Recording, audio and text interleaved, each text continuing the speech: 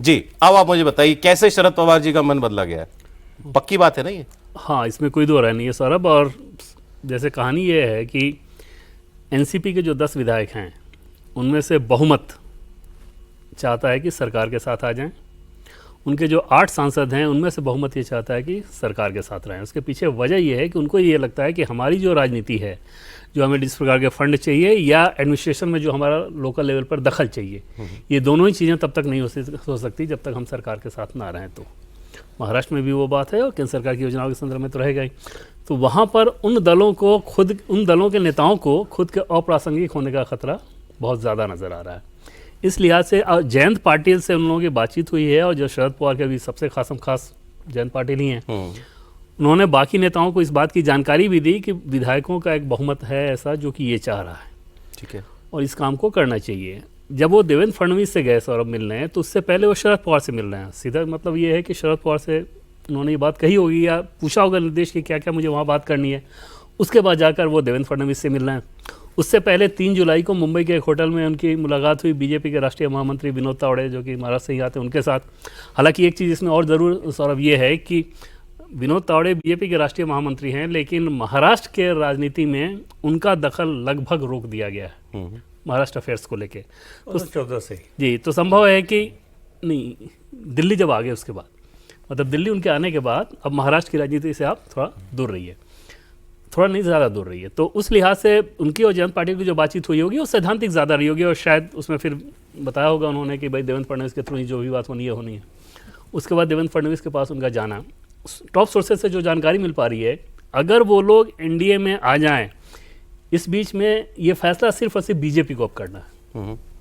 BJP को ये हाँ कहना है, और एनसीपी वाले अजित पवार को ये कहना है कि वो नहीं चाह रहे हैं कि ये मर्जर हो जाए। बीजेपी ने ये कहा है कि अगर मर्ज होके एक दल के तौर पे आ पाए, जैसे आपको ध्यान होगा कि 3 जुलाई के बाद जब ये महाराष्ट्र में ये बात फैली कि विनोद तावड़े से उनकी मुलाकात हुई है, तो उसके बाद देवेंद्र फडणवीस ने ये कहा था कि एनडीए में कोई नई पार्टी नहीं आएगी। हाँ, अभी तो बोला उन्होंने। तो नई पार्टी नहीं आएगी मतलब ये कि जो है वो रहेगी, किसी में मिल के आ और जाओ। ऑलरेडी कोर्ट में ये मामला चल रहा है, तो कोर्ट में भी नहीं पता कि आपको कौन सा दल, किस दल को उसमें मान्यता मिल जाएगी। तो बीजेपी उस पचड़े में नहीं पड़ना चाहती कि दोनों को साथ लेकर आए।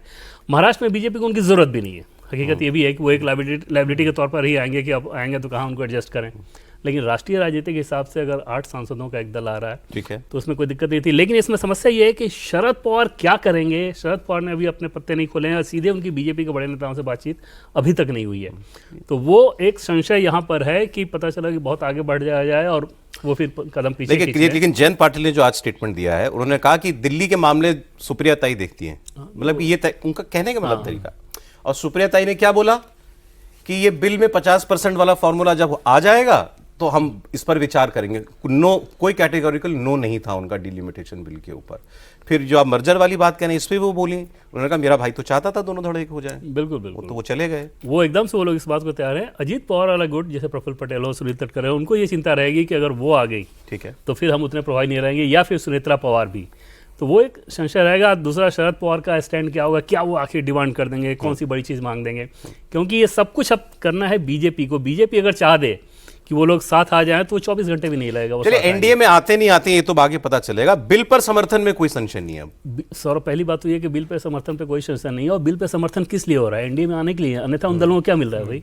आप उनके हिसाब से सोचें कि वो किस बात पे आपका सपोर्ट करेंगे। लोग उदाहरण देते हैं कि बीजेडी जैसा इक्वेशन हो जाएगा, वाईएसआर जैसा हो जाएगा। इसीलिए उनकी वहाँ पे राज्यों में सरकार थी, उस सरकार को केंद्र सरकार के साथ कदम ताल करना था, केंद्र सरकार से फंड की जरूरत थी, इसलिए वो सपोर्ट कर रहे थे। इनको क्या मिलना है? अरे, हमारे तो मुंबई के सहयोगी साथी हैं सचिन चौधरी, उन्होंने तो आज ये रिपोर्ट किया कि जो शिवसेना उद्धव ठाकरे के जो 3 सांसद उनके पास बचे हैं, 9 में से 6 तो इधर आ गए एकनाथ शिंदे की पार्टी में, वो 3 भी समर्थन कर रहे हैं। अब मैं सोच रहा हूं तो ये पार्टी क्यों तोड़वाई उन्होंने?